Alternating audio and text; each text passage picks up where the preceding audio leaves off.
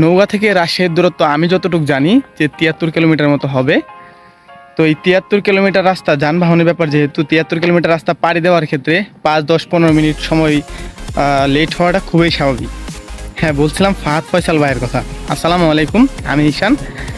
কালকে হচ্ছে কি যে আমি নিউজ ফিড কল করতেছিলাম, নিউজ ফিড কল করার সময় একটা ভিডিও আমার সামনে আসে। যে ভিডিওটা দেখার পরে মানে আমার ব্যাপারটা খুব খারাপ লাগছে। প্রথমত আমি ভিডিওটা দেখার পরে ভাবছিলাম যে ভাইয়াটা রাস্তায় শুয়ে কান্না করতেছে, সেই ভাইয়াটা মনে হয় অটোর ড্রাইভার অথবা রিক্সার ড্রাইভার। পাশে যেহেতু পুলিশ আছে, আমি ভাবছিলাম উনি মনে হয় রিক্সা চালক। এখন তার রিক্সাটা মেবি পুলিশে আটক করে নিছে, এই জন্য উনি কান্না করছে, ব্যাপারটা আমি এরকম ভাবছিলাম। পরবর্তীতে ফুল ভিডিওটা কন্টিনিউ করার পরে বুঝতে পারলাম যে আসলে ঘটনাটা কী হয়েছে।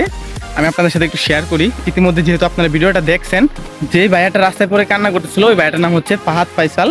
উনি হচ্ছে সুদূর নওগাঁ থেকে রাজশাহীতে আসছিল বিসিএস দেওয়ার জন্য। তো এখন ঘটনাটা হচ্ছে এই যে বিসিএস যে পরীক্ষা কেন্দ্র আছে ওইখানে ওনারা শর্ত দিয়ে রাখছিল যে 10টা থেকে পরীক্ষা হবে, কিন্তু 9:30-এর মধ্যে ওইখানে উপস্থিত থাকতে হবে। আধা ঘন্টা আগে বা 30 মিনিট আগে ওই পরীক্ষা হলে উপস্থিত থাকতে হবে। এটা ছিল যারা পরীক্ষা নেবে তাদের শর্ত। এখন এই নওগাঁ থেকে রাজশাহী ৭৩ কিলোমিটার রাস্তা পাড়ি দেওয়ার ক্ষেত্রে 2, 4, 5, 10 মিনিট সময় লেট হওয়াটা কিন্তু অত্যন্ত স্বাভাবিক। তো এখন ব্যাপারটা হয়েছে কি যে এই ভাইয়াটা আসার কথা ছিল 9:30টায়, উনি 9:40-এ আসছে। 40-এ আসার পরে হচ্ছে যে দেখতেছে যে এই পরীক্ষার কেন্দ্রের মেইন দরজাটা আর কি বন্ধ, ওইখানে আবার পুলিশ দাঁড়ায় আছে। তো উনি বললো যে আমি বিসিএস দেওয়ার জন্য আসছি, আমাকে ঢুকতে দেওয়ার জন্য, মানে উনি ঢোকার জন্য পারমিশন চাইলো পুলিশের কাছে। তখন পুলিশটা মনে হয় এরকমটা বলছে যে এখানে তো 9:30-এর ভিতরে থাকার কথা ছিল, আপনি তো 10 মিনিট লেট করছেন, আপনি আপাতত ঢুকতে পারতেছেন না বা আপনাকে আপাতত ঢুকতে দেওয়া হবে না। তখন হয়েছে কি ভাইয়াটা অনেক মনে হয় পুলিশকে কাকুতি মিনতি করছে, বাট পুলিশ কোনোভাবেই ওনাকে ঢুকতে দেয় নাই।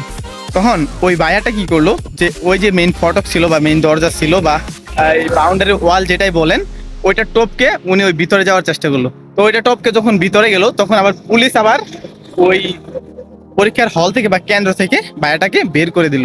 তখন বের করে দেওয়ার পরে রাস্তায় পরে ভাইয়াটা কান্না করতেছিল, যে আপনারা ভিডিওতে হয়তো দেখছেন যে কান্না করে বারবার বলতেছে যে এটা আমার লাস্ট বিসিএস, আমাকে মেরে ফেলুন বা এইসব বলতেছিল। এই পর্যন্ত ঘটনাটা আপনারা সবাই জানেন। এখন এখানে সব থেকে যে বিষয়টা খারাপ লাগলো সেটা হচ্ছে যে এই সামান্য 10-20 মিনিট সময় লেট করার ফলে একটা মানুষকে এক্সাম দিতে দেওয়া হয়নি। মানে মোট কথায় বলতে গেলে যে এই মানুষটার কেরিয়ার শেষ। কারণ হচ্ছে ভাইয়াটা তখন চিৎকার করে বলতেছিল যে এটাই তার লাস্ট বিসিএস ছিল। এখন এখানে একটা বিষয় হচ্ছে লক্ষণীয়, যেটা হচ্ছে এখানে সিকিউরিটি যারা ছিল বা আপনার গেটের দায়িত্বে যারা ছিল তারা যদি চাইতো তাহলে কিন্তু এই ভাইয়াটাকে এই আপনার হল পর্যন্ত ঢুকতে দিতে পারতো, অথবা হচ্ছে হল কর্তৃপক্ষের সাথে কথা বলে একটা ব্যবস্থা করে দিতে পারতো। কিন্তু মজার ব্যাপার হচ্ছে যে তারা ভাইয়াকে হল পর্যন্ত পৌঁছাতে দেয়নি। এই হচ্ছে আমাদের দেশের অবস্থা। এখন এখানে সিকিউরিটির দায়িত্বে যারা ছিল তারা যে কাজটা ঠিক করে নাই, ব্যাপারটা কিন্তু এমন না।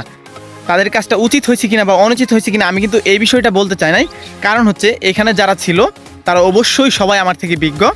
তবে আমি শুধু বিষয়টা এক্সপ্লেন করতে চাইলাম, কারণ হচ্ছে যে সেটা আমার কাছে খারাপ লাগলো, এই জন্য আপনাদের সাথে শেয়ার করলাম যে এই ব্যাপারটা এরকম না হয়ে এরকম হলে পারতো। যদি ভাইয়াটাকে সুযোগ করে দেওয়া হতো, হয়তোবা এই পরীক্ষা দেওয়ার মাধ্যমে বা তার জীবনে একটা মোড় ঘুরতে পারতো, অথবা যে কোনো কিছু। জাস্ট আমার কাছে বিষয়টা খারাপ লাগলো যে 10 থেকে 20 মিনিট সময় লেট করে আসার কারণে ওনাকে হল পর্যন্ত ঢুকতেই দেওয়া হয় নাই। এক্সাম দেওয়া তো দূরের কথা, উনি হল পর্যন্ত ঢুকার পরে হল কর্তৃপক্ষের সাথে কথা বলে যদি তারা তাকে রিজেক্ট করতো তখন ব্যাপারটা ঠিক ছিল। কিন্তু উনি একবার ওয়াল টপকে ভিতরে ঢুকার পরেও ওনাকে বের করে নিয়ে আসা হয়েছে। মানে এই বিষয়টা আমার কাছে সব থেকে খারাপ লাগলো। ব্যাপারটা আমার কাছে খুব বেশি খারাপ লাগছে। মানে বিষয়টা অনেকটা এরকম হয়ে গেছে, এখন আমি যে এই দেশের নাগরিক এই বিষয়টা ভাবতেও আমার কাছে কেমন যেন একটা গিল্টি ফিল হচ্ছে। যাক, ভিডিওটা কেউ অন্যভাবে নেবেন না। ভিডিওটা দেখে খুব বেশি খারাপ লাগছিল, এই জন্য ভাবলাম যে বিষয়টা আপনাদের কাছে এক্সপ্লেন করা দরকার। That's all.